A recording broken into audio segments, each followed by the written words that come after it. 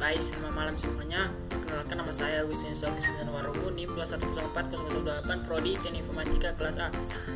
Baik, pada video kali ini saya akan mencoba mempresentasikan hasil kerja bos saya dengan mata kuliah teori bahasa otomata. Pada soal pertama di sini untuk soalnya itu gambarkan FSA berikut ini kemudian analisis apakah FSA tersebut termasuk DFA atau NFA, disertai dengan 3 buah contoh string yang diterima dan 3 buah contoh string yang ditolak. Untuk Q-nya Q0, Q1 dan Q2. Untuk S-nya itu Q0 dan untuk F-nya itu Q2. Untuk sigma-nya itu 0,1.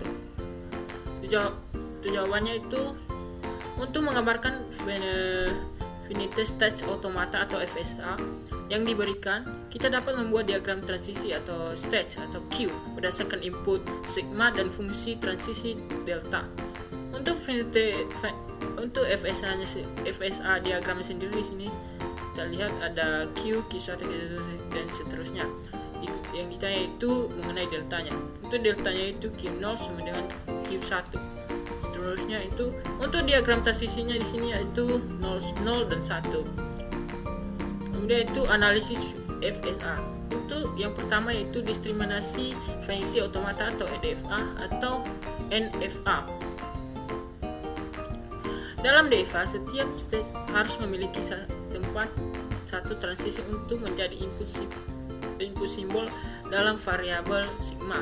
Dalam NFA, stage yang memiliki 0, 1 atau lebih transisi untuk setiap input atau simbol.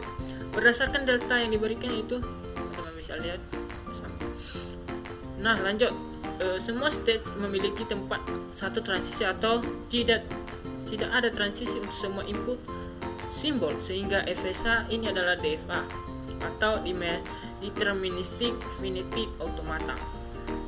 Nomor 2 itu contoh string yang diterima atau accept string.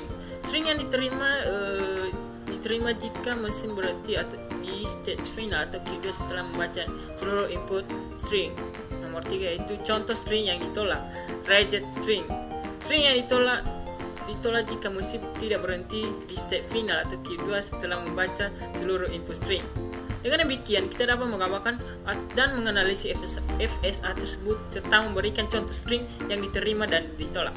Yang soal nomor 2 yaitu buatlah NFA EMOF yang equivalent dengan NFA dengan EMOF berikut ini. Buatlah NFA tanpa EMOF yang equivalent dengan NFA dengan EMOF.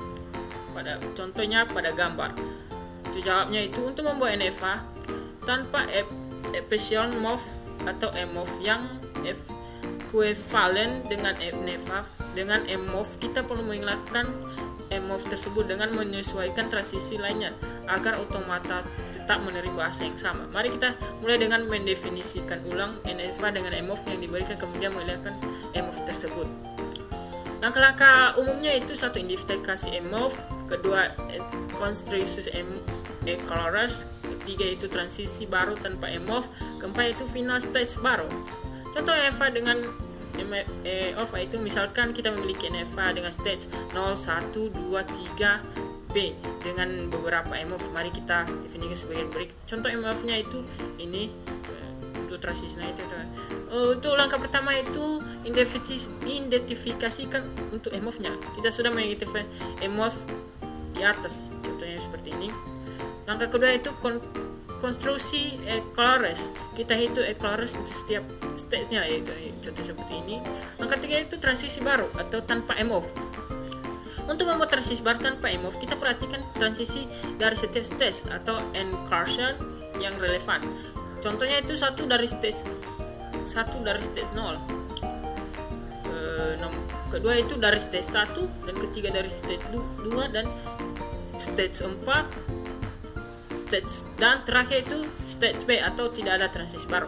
Langkah 4 itu final stage baru. Stage akhir baru adalah stage yang mencapai stage akhir yang lama menggunakan EMOF.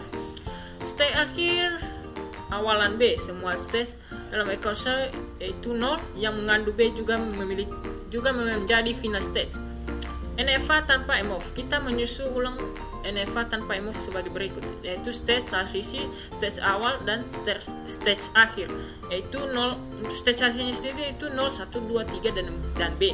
Dengan mengikuti langkah-langkah kita dapat mendapatkan NFA tanpa MOV yang ekuivalen dengan hasil NFA asli yang memiliki MOV. Baik, sekian hasil dari penjelasan saya. Jika ada kekurangan mohon dimaklumi. Sekian dan terima kasih.